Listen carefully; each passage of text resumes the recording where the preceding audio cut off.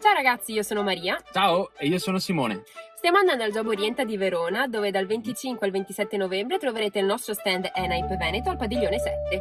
Qui potrete trovare delle aree dedicate all'automotive, alla ristorazione, uno spazio dedicato ai webinar e ai convegni e potrete chiedere anche tutte le informazioni che riguardano le nostre attività e i corsi che facciamo. Ma toglimi una curiosità, chi ci sarà ai webinar? Ai webinar ci saranno atleti olimpici e paraolimpici, esperti di competenze digitali, di orientamento, di sostenibilità e di inclusione.